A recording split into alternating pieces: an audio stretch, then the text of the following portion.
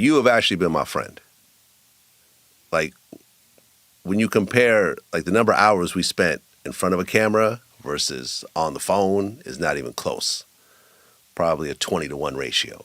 Like, we have spent hours and hours on the phone over the years, and you've always been 100% solid. Having the capacity to apologize is not a weakness, it's an attribute. Yeah, and let me be clear, I would like to apologize to Minister Farrakhan for misquoting him back in 2020.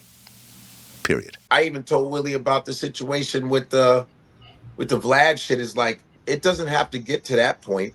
Yeah, well, you know, it's two sides to every story, man. You know, and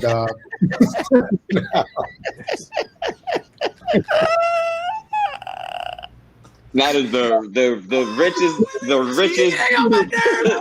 You get money, you get diplomatic, like.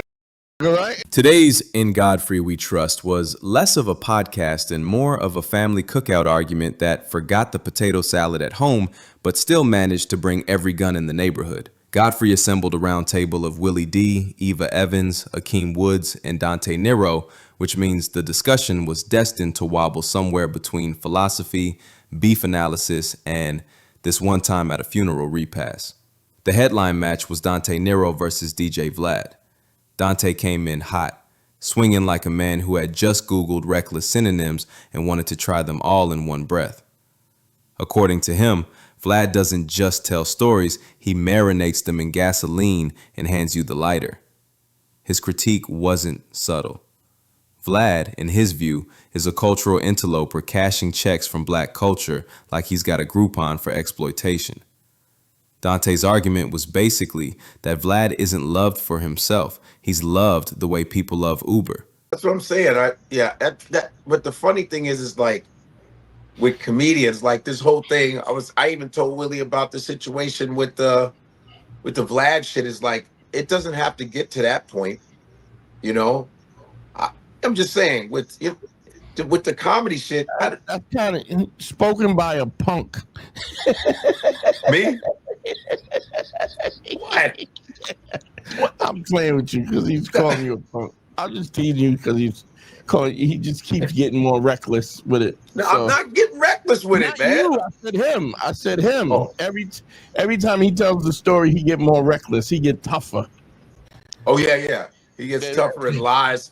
I told Willie about the shit. He understood what I meant. Then there's Willie D, stepping in like the calm uncle who's seen every possible bad decision and has already decided not to stop you from making your own. His stance? Relationships matter more than bank accounts. And being diplomatic doesn't mean you're rich. It means you actually know both the people yelling and don't want to referee with a bullhorn. Yeah, well, you know, it's two sides to every story, man. You know, and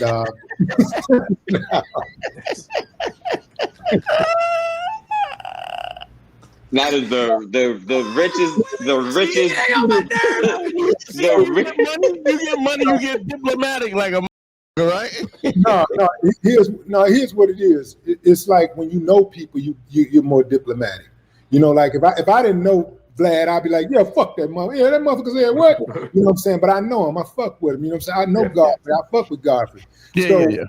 So when Godfrey has something to say, he know how I go. You know, if you got something to say about Vlad or whatever, you know, that's my partner. So, you know, I hear what he's saying, but I'm not gonna egg no shit on. I'm not gonna egg nothing.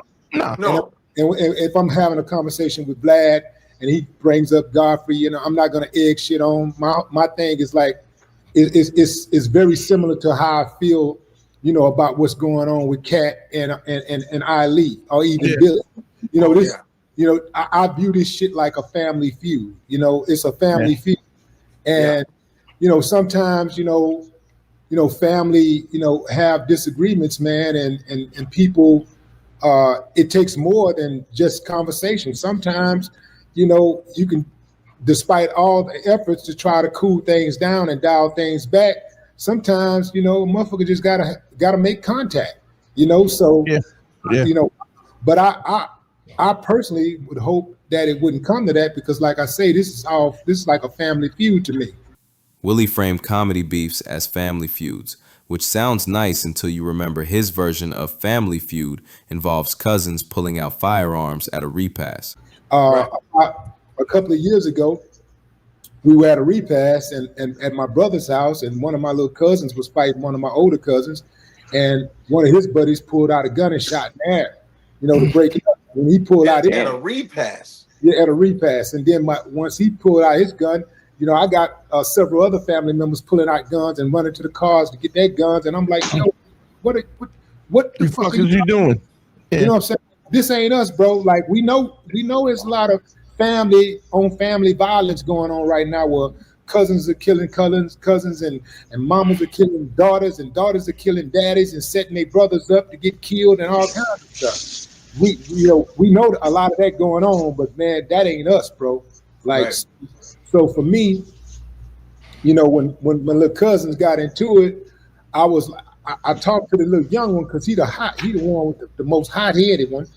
I talked to him and like, yo, man, I talked to this boy about 20 minutes or so, and I thought we had an understanding, and he was listening very patiently, and he seemed to be understanding, and right before I got off the phone, he said, yeah, I understand everything you're saying, cuz, but when I see that nigga, it's on contact. He said, when I see him, it's on. Damn, so, all that counsel. And he saw him about a week later, and it was on. Him and his daddy jumped him, Damn. And that had to be handled. You dig what I'm saying? Because, so even family, these are blood cousins I'm talking about. This is blood. This is first cousins, mamas or sisters. Damn. And they want to hurt each other like that. And so you try to get between that, man, and keep, dial that stuff back, man. But sometimes, when you're dealing with grown men, especially, grown men know exactly what they're dealing with. Grown men know the consequences of their actions. All of these guys involved are very sharp. All of you guys are very intelligent. So the risk. You know the risk that when you get into conflict, you know what the risks are, and sometimes it don't go like you think it's gonna go. Like what that guy gonna do. I mean, what you're gonna do, but you don't know what the next guy's gonna do. You don't know what his partner's gonna do. You don't know what your partner gonna do. You don't know what the law enforcement gonna do, and you don't know what the judicial system is gonna do. Yeah. So the best thing to do is to try to keep that shit keep yourself in a position, man, to whereas you don't use those resources, you don't take that risk unless it's absolutely necessary, and most of the times it's not absolutely necessary. This yin-yang dynamic, Dante raging about cultural outsiders while Willie cautioned against catching strays in other people's wars, was the heartbeat of the episode. One saw the fight as symbolic, the other as unnecessary cardio. The analysis? The pod laid bare two worldviews. Dante's, culture must be guarded from reckless outsiders who profit without investing in it. Willie's, don't get tricked into turning personal beef into your own tragedy, because the world doesn't care if you thought you were mediating when the cops show up. Both are right in their own way, and both could probably headline a TED Talk called How to Lose Friends and Start Gunfights. Yeah.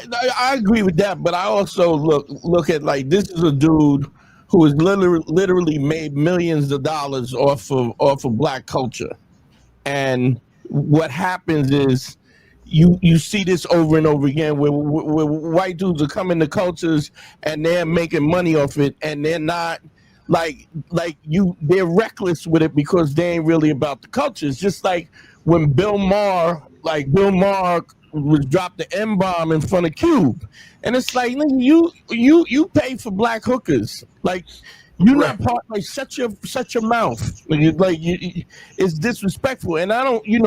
I've said this to Godfrey. Nobody is a Vlad fan. Nobody goes, I'm DJ Vlad's fan. They're a fan of the platform. They're a fan of the platform because people like What you know, they like they like gossip and stuff. Ultimately, In Godfrey We Trust didn't settle whether Vlad is reckless or just annoying.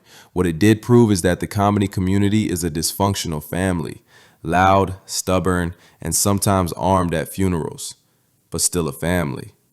And if you walk away with one lesson, it's this: when someone says it's on contact, cancel brunch.